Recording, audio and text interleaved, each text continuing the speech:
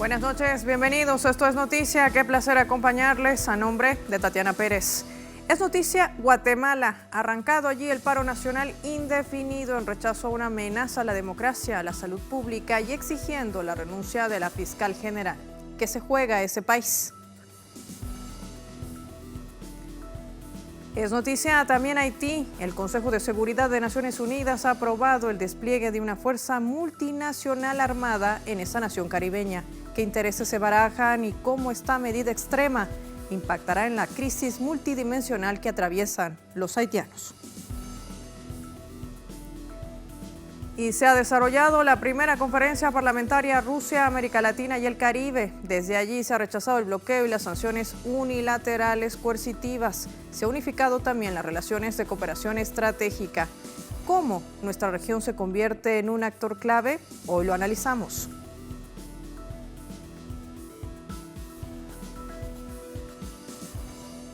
Bienvenidos, bienvenidas.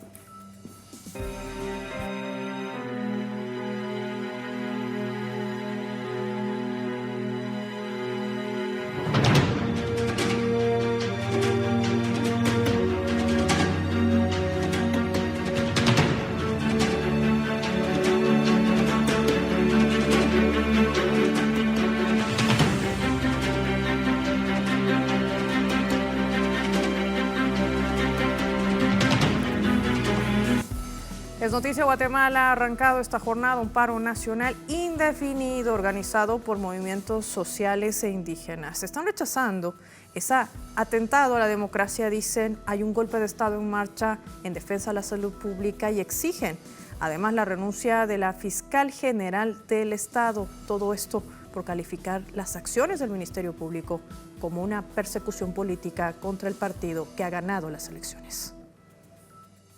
Este lunes, organizaciones sociales y pueblos indígenas de 48 cantones del departamento de Totonicapán se manifestaron en distintas calles del país para exigir a la Corte de Constitucionalidad intervenir en acciones del Ministerio Público.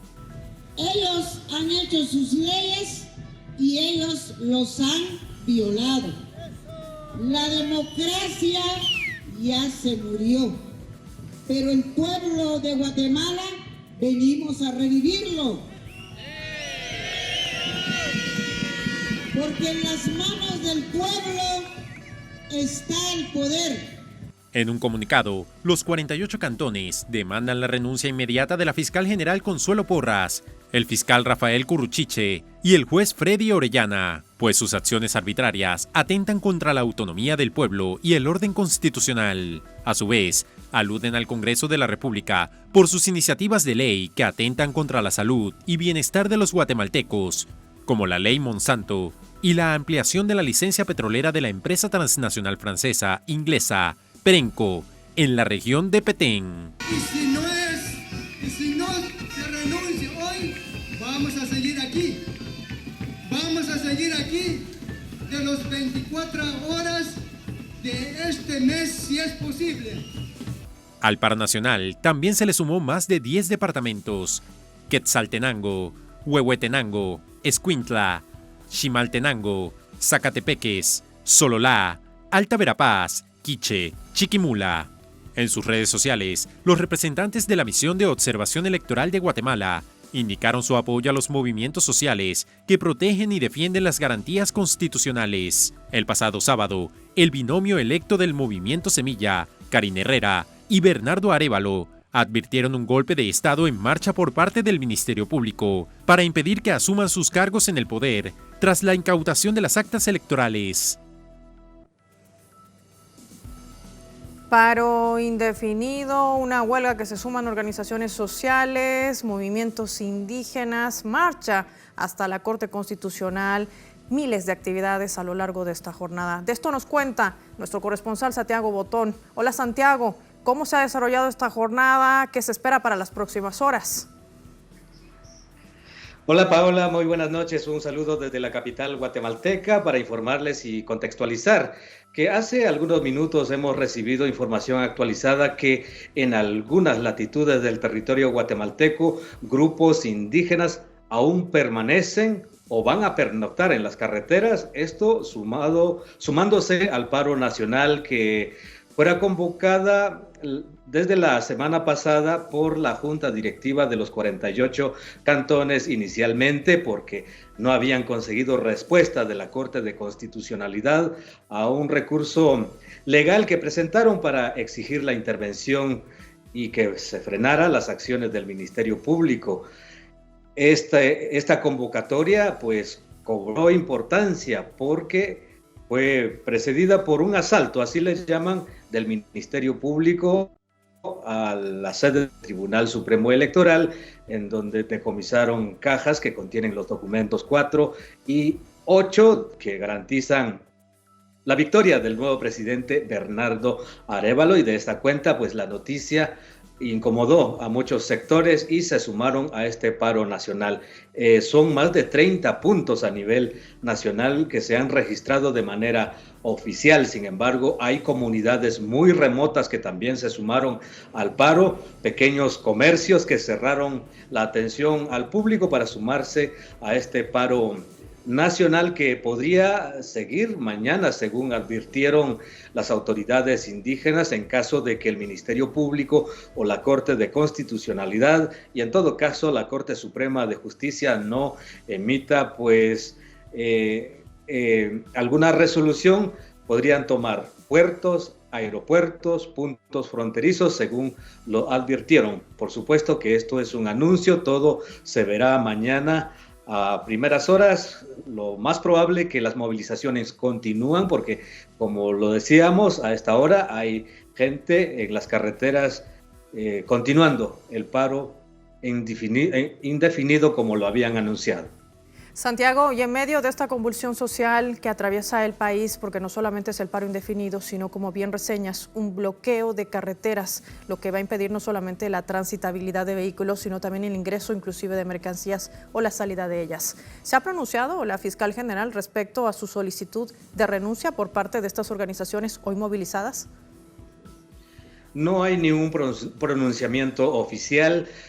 Solo algunas reacciones, en este caso del nuevo presidente Bernardo Arévalo, quien se reunió con los magistrados. Por cierto, suspendió una gira que tenía en México con el presidente Manuel López Obrador y tuvo que suspender esta gira para venir a atender esta emergencia, y hoy en el transcurso del día se reunió con los magistrados en donde se pronunciaron y dijeron que pues los resultados de las elecciones ya están oficializadas. En palabras del diputado Samuel Pérez, pues él dice que legalmente pues no se pueden suspender las elecciones, los resultados. Sin embargo, reconoce que de manera política sí se podría dejar sin efecto tanto las elecciones del 25 de junio y como la segunda vuelta del 20 de agosto. Con relación a la emergencia y la circulación del transporte pesado, es de mencionar que un sector de los transportistas llegó hoy frente al Ministerio Público a expresar su apoyo y respaldo, y de hecho en la ciudad de Quetzaltenango en horas de la tarde los transportistas también se sumaron a este paro indefinido, por supuesto que de una manera ordenada, garantizando que no se desabastezcan las principales ciudades. Además, los manifestantes tienen una política, por decirlo de cierta manera, que dejan circular ambulancias, personal de salud, enfermos. En algunos casos, pues tienen aperturas de los bloqueos cada cierto tiempo, cada cierto horario. Es decir, hay una organización, no es un paro muy drástico en contra de la población. Sin embargo, sí en contra del transporte pesado, de la cúpula empresarial principalmente. Ahí está nuestro corresponsal Santiago Botón desde la capital de Guatemala informándonos sobre los últimos acontecimientos registrados esta jornada que marcan esta huelga, este paro general indefinido. Vamos a analizar el tema, sumamos por ello a Sandino Asturias, analista internacional, politólogo, coordinador además del Centro de Estudios de Guatemala, el CEG. Qué placer tenerlo en Es Noticia, bienvenido. Igualmente, Paula, un abrazo. Sandino, ¿cómo entender que el presidente electo de Guatemala se ha reunido ya con los magistrados de la Corte y esto de alguna manera para garantizar que lo que se ha desarrollado dentro del proceso eleccionario pues es legal. Pero el Ministerio Público tiene otra línea totalmente contraria. Y sumamos un dato más, el hecho del restablecimiento de una reinstalación prácticamente de esta transición. ¿Por qué entonces se configura la frase de un golpe en marcha? ¿Qué está pasando? Bueno, en realidad lo que está pasando es que la sociedad guatemalteca entre la primera y segunda vuelta dio un giro inesperado hacia un proyecto progresista, hacia un proyecto donde su bandera principal es la lucha contra la corrupción y la impunidad. Y hemos tenido 69 años un sistema de derecha corrupta que ha gobernado este país y la sociedad dijo basta ya.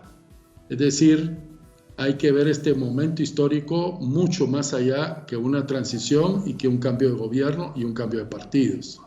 Este es el colapso del sistema económico, político y social instaurado desde la invasión de Estados Unidos a Guatemala en el 54, un régimen cerrado, anticomunista, conservador, de derecha, que hoy la sociedad dijo basta ya y establece y vota por este candidato progresista que además es hijo de Juan José Arévalo, quien encabezó esa gesta revolucionaria del 44 al 54.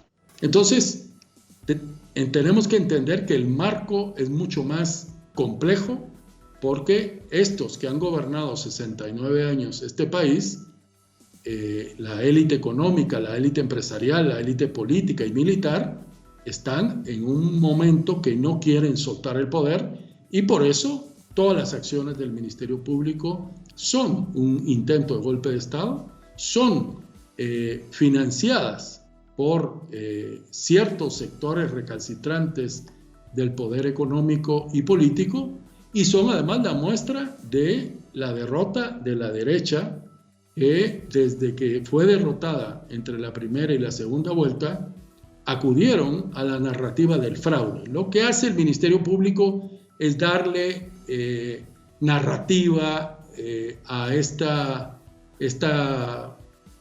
justificación de que perdió la derecha porque hubo fraude y perdió la derecha porque no tiene nada que ofrecer a Guatemala y la población está harta de los malos gobiernos de derecha corrupta. Entonces, lo que estamos viviendo es una transición de modelo. Estamos un modelo caduco que no quiere ceder el poder y una fuerza política respaldada por la mayoría de ciudadanos y la población en general que quiere ese cambio. Entonces, esa es la circunstancia que estamos viviendo. Sandino, con esta radiografía hoy vemos a mucha gente movilizada llegando desde el interior del país, sobre todo en el occidente de esa nación que ha decidido apostarse en estas carreteras, pernoctar, como decía nuestro corresponsal, hasta que haya una respuesta, hasta que esta persecución política, como la ha calificado el propio presidente electo, pues termine, cese. Pero aquí hay dos escenarios que me gustaría analizar. El primero, el interno. ¿Qué va a pasar en caso de que se anulasen estas elecciones, si esto es posible? Estamos hablando de una convulsión social sin precedentes. ¿Eso es lo que se trata de orillar? Sí, o sea, ellos quieren imponer que Arévalo no sea presidente. Ese es el intento que ilegal y espuriamente está intentando hacer el Ministerio Público. El Ministerio Público no puede cancelar una elección, ni siquiera puede cancelar un partido. Es decir, hay formas violentas y legales que van desde atacar al tribunal, desde atacar al partido Semilla y atacar, porque lo han hecho últimamente, la criminalización de los operadores de justicia comprometidos en la lucha contra la corrupción. Entonces, este cambio... Sí, en ese sentido, entonces podría configurarse esa figura, si vale el término también judicial o penal, de que antes de que Arévalo asuma la presidencia podría ser procesado, enjuiciado, es decir, tratar de evitar que tenga inmunidad para que se le procese por un juicio de responsabilidades en caso de encontrársele responsable de lo que se le acusa? No, de ninguna manera. Por eso estos son intentos de golpe de Estado que no tienen futuro. ¿Por qué no tienen futuro? Porque Bernardo Arévalo tiene primero, y los diputados de Semilla tienen una protección, tienen antejuicio que los protege la ley. En segundo lugar, el Tribunal Supremo Electoral está a favor de este proceso de transición democrática y pacífica. Lo que tenemos es un conflicto de instituciones. El Tribunal Supremo Electoral es la autoridad máxima y ya dio como candidato vencedor a Arévalo y nadie puede cambiar eso, nadie. El Ministerio Público está intentando criminalizar, utilizando un juez, tratando de cancelar el partido, cosa que no puede, porque el tribunal es el único que puede cancelar partidos en las leyes guatemaltecas. Entonces, lo que estamos viendo es un golpe de Estado, pero fallido. O sea, lo están intentando porque no quieren dejar el poder, pero no tienen facultades legales ni para evitar de que Arévalo asuma la presidencia, ni para procesar a Arévalo, ni por cancelar al Partido Semilla, porque eso le corresponde exclusivamente al Tribunal Supremo Electoral, que está bajo ataque del Ministerio Público también. Entonces, estamos en una pugna de poderes, estamos en que el Tribunal Supremo tiene el respaldo de Semilla, hoy fue el presidente electo, y tiene el respaldo ciudadano. Entonces, no se va a permitir que se consuma el golpe de Estado. Pero lo que están haciendo, que es ilegal, ilegítimo, irracional, sí es un intento de golpe de Estado. ¿Cómo leen el guiño que hace Estados Unidos, que ha mencionado que utilizará todas las herramientas que esté a su alcance para evitar que este tipo de conspiraciones, las ha calificado así, se consumen por este intento de golpe, y cuando además el presidente electo compartía a través de sus redes sociales una reunión virtual o telemática con el secretario de Estado Antony Blinken? La pregunta es, Arévalo, ¿qué busca en Estados Unidos y por qué afianzarse a algo que históricamente pues, le ha generado tanta injerencia a Guatemala? Así es. Creo que la respuesta a esa pregunta lo analizamos en el primer momento del contexto. Si se diera el golpe de Estado y si hubiera una manera violenta de derrocar a Arévalo, lo que tendríamos aquí sería una nueva guerra civil y un caos nacional. Eso no lo quiere nadie. Nadie quiere que este país se vaya al caos. Y ellos están provocando el caos. Entonces creo que hasta Estados Unidos tiene la preocupación que si no se respeta la voluntad expresada en las urnas, aquí puede haber un caos nacional. Ya se han manifestado los pueblos originarios, está la gente en la calle, está movilizada y no van a permitir que den el golpe de Estado. Entonces, más le conviene a la comunidad internacional apoyar los resultados electorales que apoyar el golpe de Estado. ¿Qué está en juego en el país, más allá de los intereses de desarrollo, por supuesto, que es lo primero que colocan sobre la mesa estas organizaciones sociales que se movilizan esta jornada?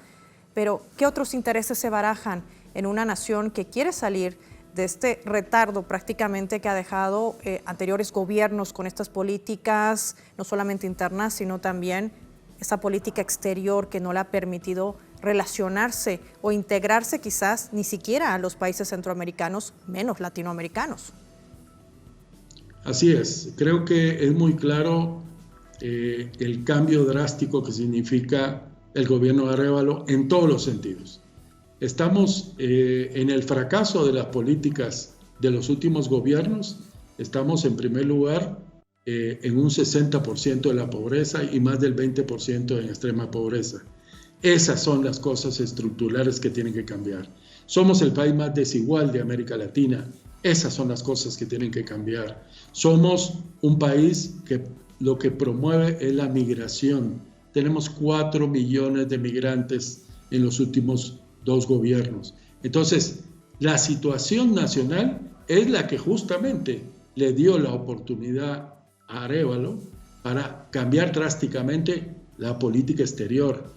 La política exterior ha sido totalmente aislacionista. Estamos aislados del mundo. Lo que propone Arévalo es un país abierto a todas las corrientes y países del mundo, porque lo que necesitamos, Guatemala, es justamente tener una apertura económica, política y social con el mundo entero.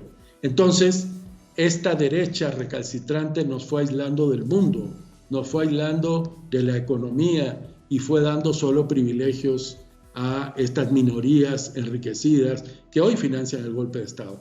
Por eso es que lo que se juega en Guatemala es mucho más allá que una transición y un cambio de gobierno. Se está jugando la democracia y se está jugando un avance democrático finalmente después de 69 años de oscurantismo en el país. Sandino, ¿cuál crees que sea la salida cuando además se convoca a una unidad nacional, a un diálogo que no se puede entablar porque hay intereses de por medio que ya los has marcado y que esto impide no solamente que el país pueda tener una transformación y también una reingeniería económica que tanta falta le hace en medio de hechos de corrupción que prácticamente han denotado en los últimos años una tendencia? Por eso se conoce Guatemala y eso se trata de revertir. Así es. Yo creo que por eso decimos que es un momento histórico. Es un momento histórico porque Guatemala y la sociedad ha tomado el control de su futuro. Ha decidido cambiar radicalmente lo que estaba pasando. Ha decidido sacar a los corruptos. Y eso significa muchas cosas para la vida cotidiana del guatemalteco y la guatemalteca. Significa transitar por un país más democrático, más incluyente, donde se respeten los derechos de los pueblos originarios, donde se respeten los acuerdos de paz. Hay que recordar que nosotros venimos de un conflicto armado y donde hay una ruta como país en los acuerdos de paz que los últimos gobiernos olvidaron. El gobierno de Arévalo va a rescatar los derechos humanos, va a rescatar los acuerdos de paz, va a rescatar la política internacional abierta, va a rescatar todo lo que significa para el país dignificarse y salir de esas listas de los países más desiguales, más pobres y con mayores indicadores de pobreza, miseria, hambre, en los cuales da vergüenza la producción de riqueza que tiene este país y la pobreza y la miseria en que vive la mayoría de la población. Todo eso es el inicio del cambio de este país. Pero por supuesto, no va a ser fácil llegar primero al 14 de enero a la toma de posición de Arévalo, porque van a seguir en este intento de golpe de Estado. La última pregunta, Sandino: si logra juramentarse Arévalo como presidente de Guatemala, asume posesión, ¿qué tan fácil le va a ser gobernar en estas condiciones? Porque tiene un ministerio público adverso, políticamente confrontacional. Mira, creo que una de las condiciones que tú mencionabas, un diálogo nacional es necesario, pero también es necesario sentar bases mínimas, y esas bases mínimas significan la salida de la fiscal general y el fiscal Curruchiche. Esa es una condición mínima básica de gobernabilidad. No se puede tener gobernabilidad con una institución corrupta, cooptada, que está atacando al poder público, y no se puede admitir ni aceptar que ellos sigan ostentando ese poder. Por lo tanto, las condiciones básicas para avanzar y para haber diálogo y para avanzar en acuerdos nacionales es la salida de la fiscal general y el fiscal Curruchiche de esa institución. A partir de ahí, entonces, se puede generar procesos de diálogo. Va a ser difícil la gobernabilidad, pero creemos que poco a poco la mayoría de sectores sociales, empresariales, políticos se están sumando a entender que esta oportunidad histórica tenemos que aprovecharla. Sandino Asturias, un placer conversar con usted. Así entendemos lo que realmente sucede en el país, lo que está en juego y este tipo de movilizaciones que no van a salir de las calles en exigencia de la renuncia también de la fiscal general Porras en ese país que ha politizado, denuncian ellos, y ejerce una persecución política contra el presidente electo, nada más ni nada menos. Gracias por su tiempo para Es Noticia. Un abrazo, Paula. Un abrazo para usted. Al regreso, Es Noticia Haití. Y es que el Consejo de Seguridad de Naciones Unidas ha aprobado el despliegue de una fuerza multinacional en esa nación caribeña. Los detalles al volver.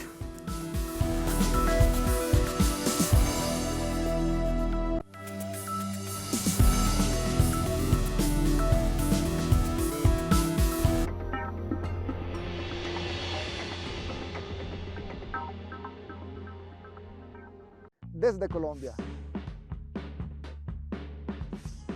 Hasta Siria. Telesur conecta fronteras. Telesur siempre da más.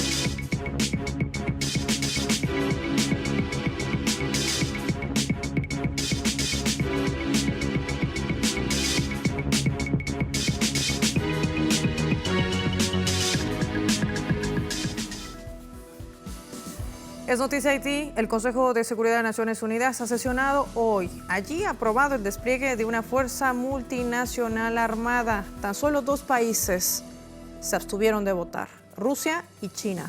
Vamos a revisar a continuación de qué trata, qué alcance tiene esta resolución y en qué contexto se ha determinado. Este lunes el Consejo de Seguridad de las Naciones Unidas aprobó el despliegue de una fuerza armada multinacional en el país, encabezada por Kenia, que en julio pasado prometió enviar 1.000 efectivos del equipo de seguridad. Según los miembros del organismo multilateral, las tropas tendrán una estadía de 1 año en el país para hacer frente a los grupos armados que actualmente controlan el 80% de la capital, Puerto Príncipe, y dominan el acceso a los alimentos y a la atención médica.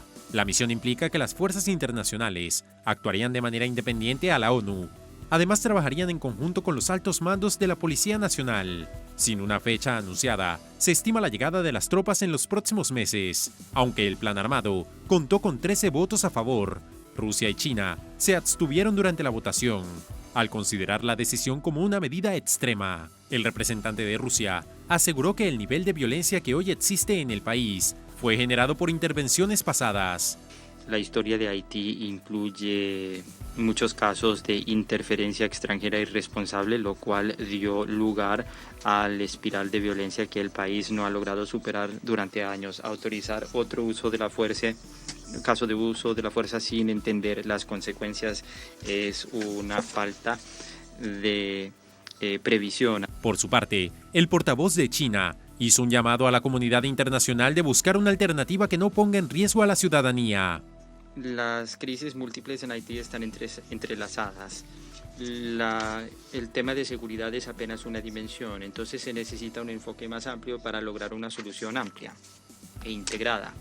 Esto ocurre 1 año después que el primer ministro, Ariel Henry, solicitara oficialmente la entrada de una fuerza extranjera, una petición con la cual el Parlamento no estuvo de acuerdo, pues en ese entonces solicitó la revocatoria. Los ciudadanos de Haití viven una crisis humanitaria agravada por la inestabilidad política y social. A su vez, se suma la vulnerabilidad de la nación caribeña ante varios desastres naturales, de los que aún no se recuperan. En reiteradas ocasiones, la ciudadanía y organizaciones sociales del país han rechazado la llegada de tropas a la nación, pues la intervención de la ONU entre 2004 y 2017 generó una gran decepción. Soldados conocidos como cascos azules se relacionaron y violaron sexualmente a decenas de mujeres. Muchas quedaron embarazadas, caso por el cual la ONU asumió la responsabilidad. Para ese entonces, el país se vio afectado por una crisis sanitaria, cuando los efectivos de la Fuerza Armada Multilateral vertieron aguas residuales infectadas en un río, en una condición social en la que la pobreza extrema ha estado presente durante décadas. Más de 9.000 personas murieron a causa del cólera, mientras unas 800.000 enfermaron, según datos oficiales. Analizamos el panorama junto a Henry Boisrolin, coordinador de este Comité Democrático Haitiano en Argentina. Nos acompaña en directo desde Córdoba. ¿Cómo está? Gracias por su tiempo para Es Noticia. Bienvenido.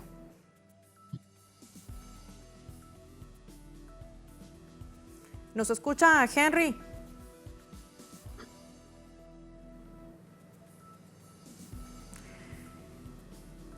Tenemos problemas con nuestro invitado mientras tratamos de corregir el audio. Recordemos que esta resolución emitida por el Consejo de Seguridad de Naciones Unidas se basa en el capítulo 7, que habla de garantizar la paz y el resguardo, algo que también ha sido cuestionado tanto por las delegaciones de Rusia y de China, quienes aseguran que la medida no solamente es extrema, sino que no ha medido los alcances y los riesgos que esto podría implicar para la nación caribeña. Restablecemos contacto con Henry Boislorin. Henry, ¿cómo está? Bienvenido.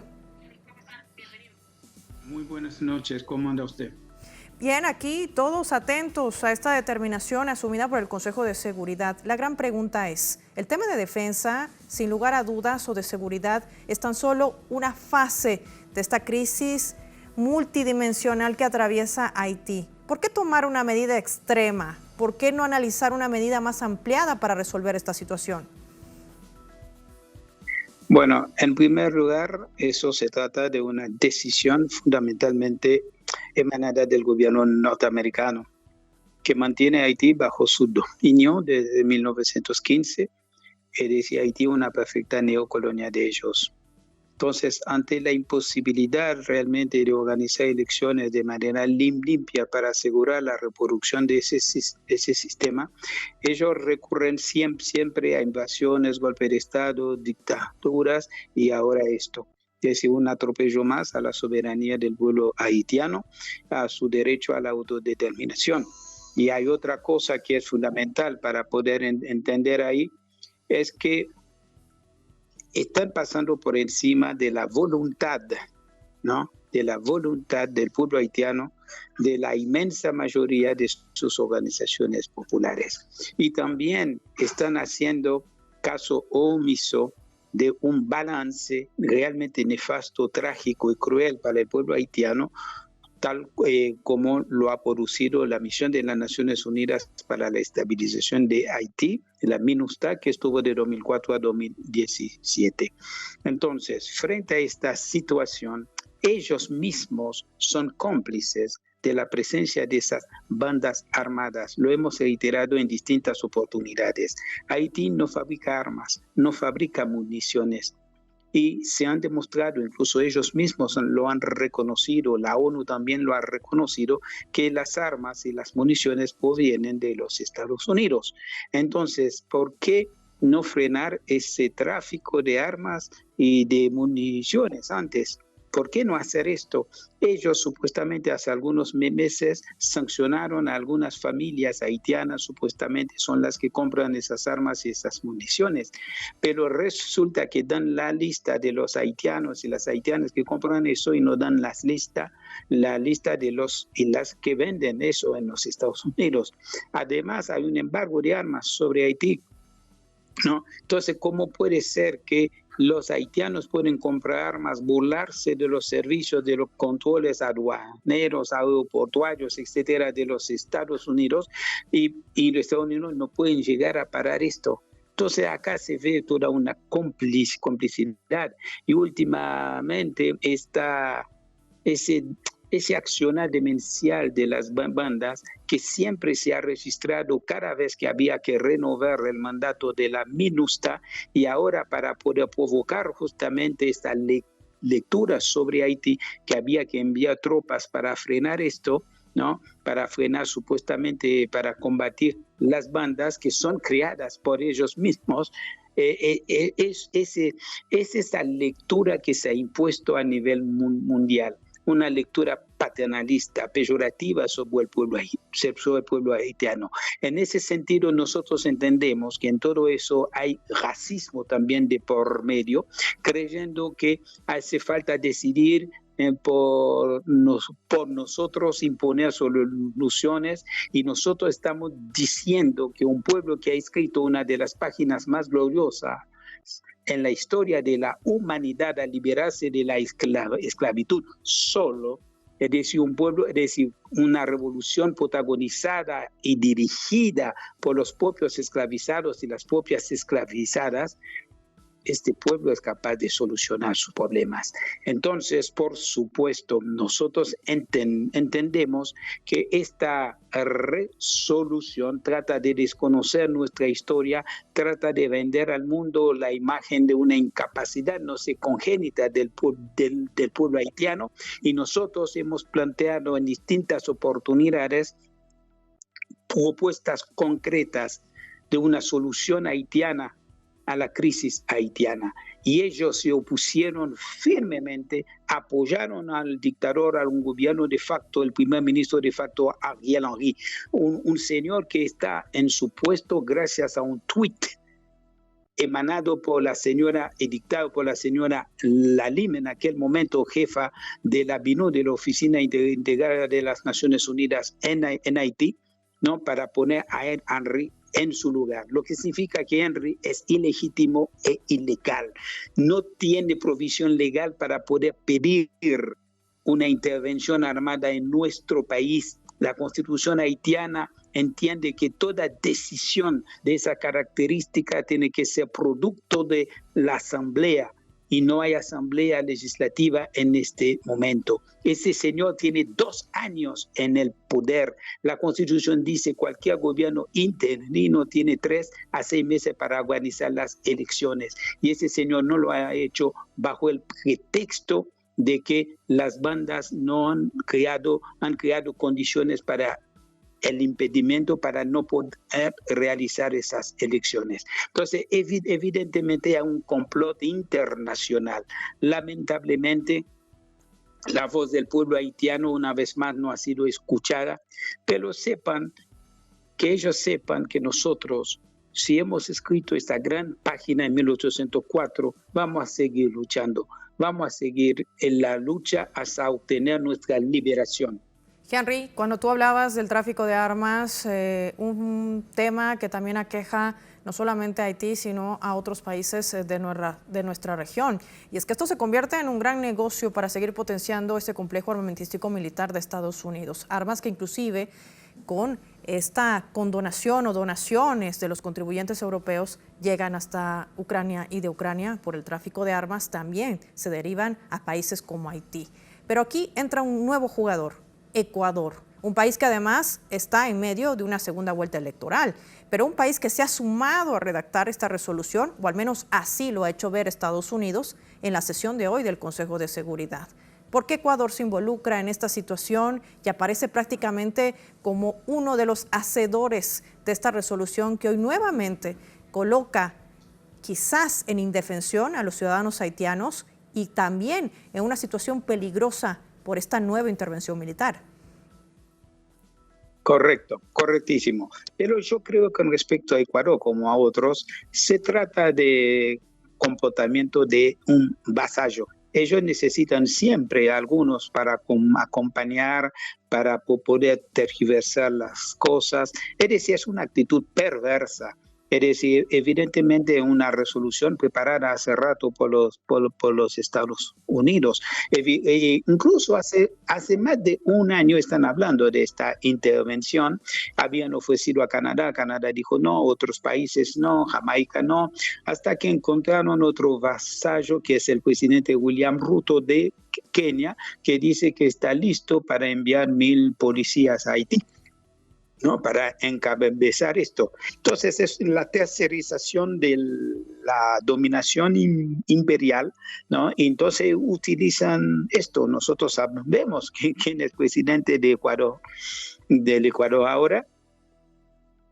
Tiene que sorprendernos. Pero sepan, quiero aclarar desde ya, no creo que sea idea o que haya puesto ni siquiera una coma a la resolución el delegado de Ecuador, sino que firma nada más, ¿no? Son esos payasos, vasallos que ellos tienen en todo momento para cumplir ese rol perverso, repito, para aplastar a un pueblo.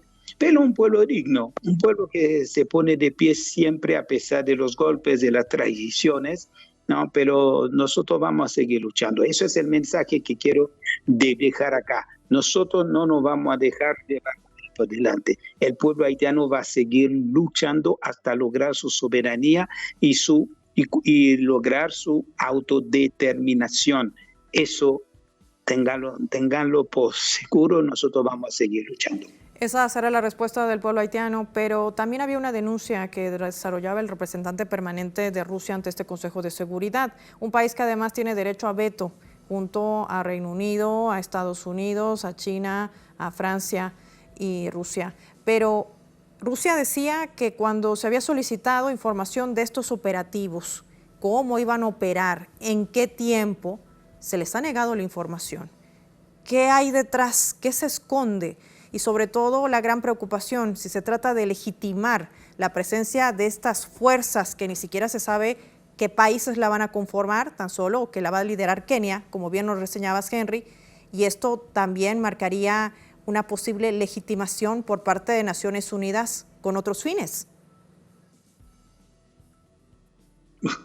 Evidentemente, han dicho que hay 11 que han contestado, 6, creo, 7 de la cuenca del Caribe, pero dicen eso. Más allá de esta lista, lo importante que hay que entender acá, hay una ingeniería política imperial, de dominación imperial, que está persiguiendo objetivos que quizás nosotros no estamos viendo ahora.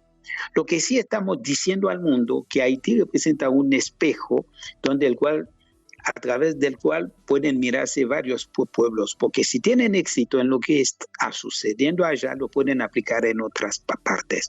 Entonces, defender a Haití es defender a sí mismo también, ¿no? Entonces, eso es un primer tema que hay que dejar en claro. Ahora, ¿qué pretenden hacer? Porque ustedes están al tanto también del tema del canal, del problema entre República Dominicana, entre el gobierno dominicano y la construcción de un canal llevado a cabo por campesinos y campesinas en Haití, sobre un río transfronterizo donde Haití está tomando una sola toma y ellos tienen 11. Sin embargo, es un escándalo esto. Han cerrado las fronteras, el presidente Abinader cerró las fronteras y ha hecho un despliegue de más de 15,000 soldados, lo que significa intimidar. Pero afortunadamente el pueblo haitiano no se deja intimidar fácilmente los trabajos a la construcción del canal siguiente. Entonces, qué cosa rara, en el momento donde se va a debatir el tema de la resolución para enviar tropas, se ha desatado hace 2 semanas un problema tan grave por la construcción de un canal, cuando existe un tratado de paz, amistad y arbitraje firmado en febrero de 1929 entre Haití y República Dominicana, donde hay derecho de cada país de usar el agua de este río. Ahora, en caso que un país se sienta afectado, lo primero que hay que hacer es recurrir a un arbitraje internacional. Lo que no hizo el presidente Abinader, sino que recurrió directamente al cierre de las fronteras y el despliegue de sus fuerzas armadas en la frontera. Entonces, todo esto demuestra que hay otros objetivos que se están persiguiendo. Y obviamente ellos apuntan quizás a reproducir ese sistema porque un partido que ellos han impuesto en el poder, que se llama el PHTK, el Partido Haitiano de la Cabeza Rapada, desde 2010-2011, es el tercer gobierno de ese partido de extrema derecha neofascista, para llamar de alguna forma, que traicionó a Venezuela, ¿no? en la Asamblea, votando en contra de Venezuela a pesar de todo el apoyo que nos dio el presidente Chávez con el tema de Fondo Petrocaribe, etcétera. Todas esas cosas la gente tiene que saber, ¿no? Entonces quizás quieren organizar unas nuevas elecciones para dar un barniz democrático e imponer de vuelta un representante de este partido. Entonces acá hay una cosa clara, el pueblo haitiano está en contra, eso es la palabra mayor, es la palabra que ha de respetar. No se puede ir por encima de la voluntad de un pueblo. Es decir, nadie puede decidir por nosotros. Podemos hablar, podemos conversar, pero decidir por nosotros es inadmisible. Ningún pueblo con dignidad Y esto lo sigue haciendo la clase política de Haití, que no escucha a su pueblo y que además esto puede generar un precedente peligroso para el resto de los países de nuestra región, tomando en cuenta también esta ubicación geográfica importante de Haití, sobre todo en el Mar del Caribe, que ya bien nos reseñaba nuestro invitado. Quiero darte las gracias, Henry. El tiempo no abarca más para seguir conversando sobre este tema que genera preocupación y alerta, no solamente para el pueblo haitiano, sino también para el resto de los países de América Latina y el Caribe. Buenas noches. Muchísimas gracias, un gran abrazo a ustedes. Otro abrazo para usted. Al regreso, es noticia Rusia. Ahí se ha desarrollado la primera conferencia parlamentaria Rusia, América Latina y el Caribe a propósito. Pero esto para consolidar la cooperación estratégica y tejer puentes, es decir, en igualdad de condiciones. Al regreso vamos a analizar el impacto de nuestra región como un actor clave.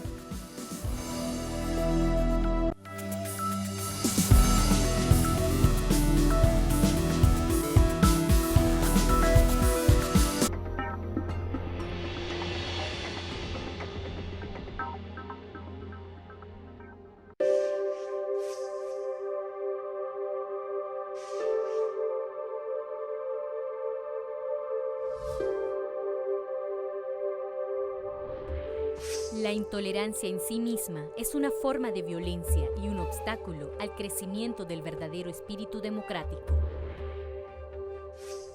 2 de octubre de 1869. Nace Mahatma Gandhi.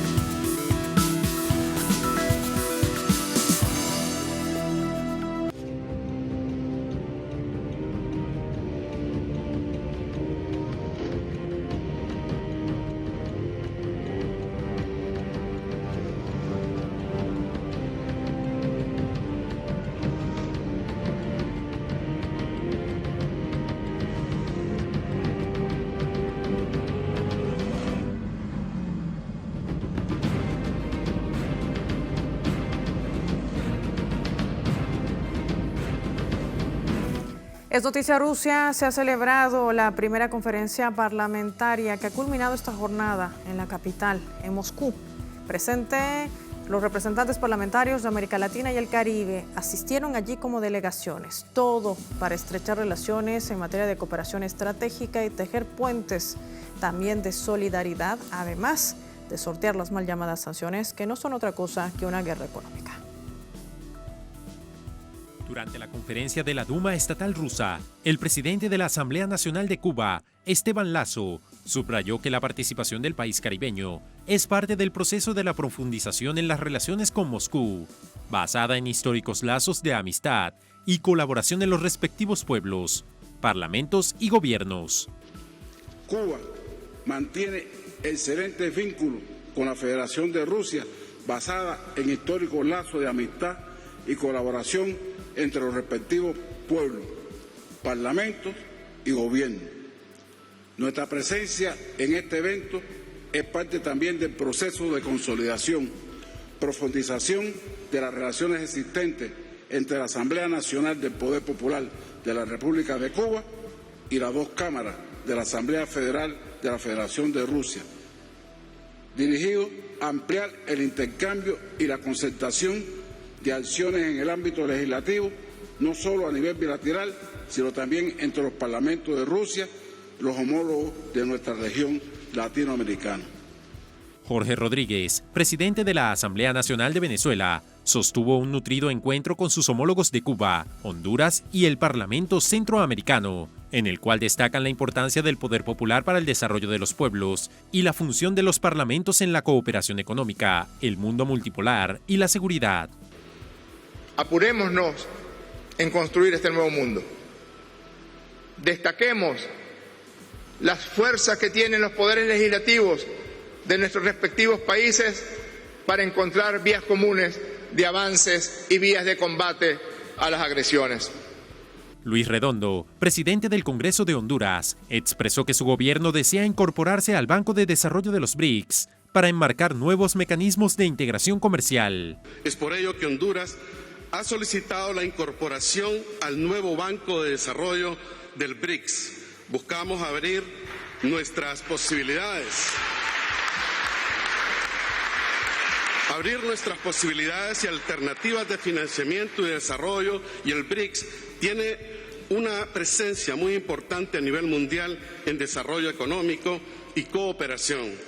Es para nosotros una nueva ventana de oportunidad para nuestro pueblo fuera de los entes financieros tradicionales. Autoridades rusas señalaron que las sanciones impuestas por Estados Unidos han fracasado en su intento injerencista con medidas coercitivas unilaterales, sin tomar en cuenta que a los pueblos del sur no los detienen los bloqueos ni las amenazas. Recibimos vía telefónica a nuestro invitado para analizar todo este panorama. Jean-Paul Merz nos acompaña en directo, él es internacionalista. ¿Cómo está? Bienvenido a Es Noticia. Sí, buenas noches. Bueno, para comenzar... Le quiero preguntar antes que nada, en medio de esta difícil situación geopolítica que todos entendemos que atraviesa el planeta, pues se tejen estas nuevas estrategias. Y es que la participación de esta conferencia de la Duma, con la presencia de representantes de los parlamentos de América Latina y el Caribe, no es menor. ¿Cómo entender la construcción de esta arquitectura policéntrica? Sí, efectivamente, la situación post Segunda Guerra Mundial implicó una sobrerepresentación de Occidente en lo que sería pues la estructura tradicional del sistema internacional. Y esto evidentemente genera una situación de desigualdad que ha afectado tanto a Rusia como a los distintos países de Latinoamérica en su conjunto. Y la actuación común es la vía para poder ir sorteando estas desigualdades que lamentablemente se han visto reflejadas en una política que podríamos llamar neocolonial, en la cual a través de sanciones económicas, de medidas coercitivas multilaterales, se busca tratar de generar, acabar con la autonomía política de los países. Y bueno, también en este sentido el acercamiento entre los parlamentos resulta fundamental. ¿Por qué? Porque muchas veces en Latinoamérica solemos ver las situaciones desde un punto de vista muy presidencialista, muy centrado en lo que es el poder ejecutivo, pero descuidar el legislativo generó los golpes de Estado de Honduras en 2009, después en Paraguay 2010 y en Brasil en 2015, todos orquestados desde, digamos, la administración Obama en su momento. Entonces, esto indica, esto y otras situaciones, como la ocurrida en Perú el año pasado, nos indican la importancia de poder, de que los pueblos reflejen en los parlamentos su verdadero motivación política.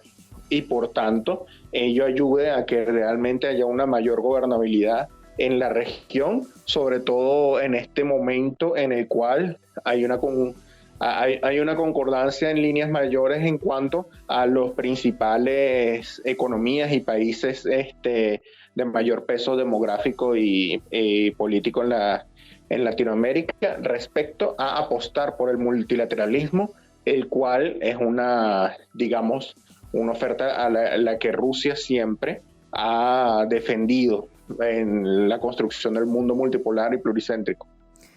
Sin lugar a dudas, este encuentro ha marcado ese compromiso para democratizar estas relaciones interestatales. ¿Cómo garantizar el desarrollo político, pero también económico de los países que han participado y que han acordado reunirse una vez al año para afianzar esta cooperación estratégica? Y le pregunto porque además esto está regido bajo los principios tanto de la Carta de Naciones Unidas como del derecho internacional.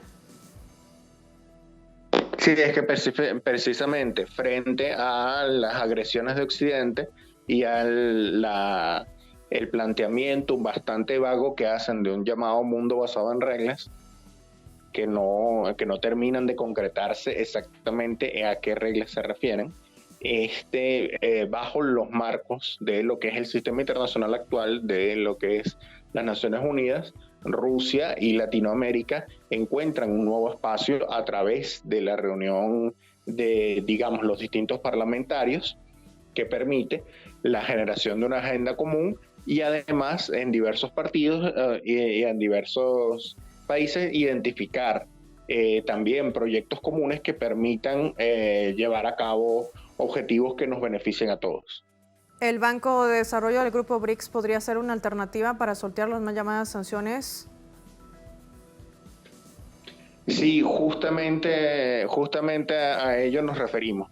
Una de las principales ofertas, que sería una participación o una recepción de ayudas por parte de este grupo de economías emergentes, permitiría a la región de Latinoamérica acceder a apoyos que no tienen una connotación política, que no llevan consigo la subordinación política que siempre implica Occidente, y situaciones como la presentada en la economía argentina tras el llamado préstamo del Fondo Monetario Internacional y las medidas que el Fondo Monetario Internacional obliga aún en día a tomar al gobierno argentino, implican la necesidad de buscar una alternativa. Tenemos que ver los países de Latinoamérica van reflejados no solamente esta situación, sino varias situaciones que han ocurrido previamente con la historia. Recordemos que el tema de la deuda externa, el tema del cobro de la deuda aquí en Venezuela, por ejemplo, con el tema de lo que fue en su momento el bloqueo de las costas venezolanas en 1902 por el cobro excesivo de la deuda, y situaciones por el estilo impuestas por Occidente desde una visión neocolonial respecto a, y que podría hasta tildarse racista respecto a nuestros países, puede tener su contraparte respecto al apoyo mutuo de las potencias emergentes del BRICS, y que a la vez estas mismas apoyen, digamos, políticas en las cuales se respeta el derecho de estos países a tener su autonomía política y a la no injerencia en lo que son los asuntos internos de los países, que digamos el gran llamado que se hace de Latinoamérica, porque históricamente la injerencia neocolonial ha sido, digamos, ha tenido efectos desastrosos en cuanto, primero, a acabar con el sueño de la unidad de nuestros pueblos, y segundo, para someter a los mismos a los intereses económicos de las grandes potencias. Además que esta consolidación de relaciones históricas, como lo ha destacado no solamente el presidente Putin, sino también su canciller Sergei Lavrov, constituyen además ese liderazgo que marcará sin lugar a dudas quizás la presencia de mayores inversiones, desarrollo para los países que en esta nueva arquitectura policéntrica, es decir, con una diversidad tan amplia, puedan llegar a acuerdos que beneficien a las naciones. Ya se comercia en monedas locales, y esto también podría blindar las economías de los países que hoy son sancionados de manera unilateral por Estados Unidos y por Europa. Quiero agradecerle a nuestro invitado, a Jean-Paul Martz, por habernos acompañado vía telefónica. Gracias por su tiempo para Es Noticia. Gracias a ustedes. Así finaliza el programa. Ha sido un placer, como siempre, acompañarles. Nos vamos con la invitación de siempre para que se mantenga atento a nuestra programación, porque en breve le vamos a compartir más noticias.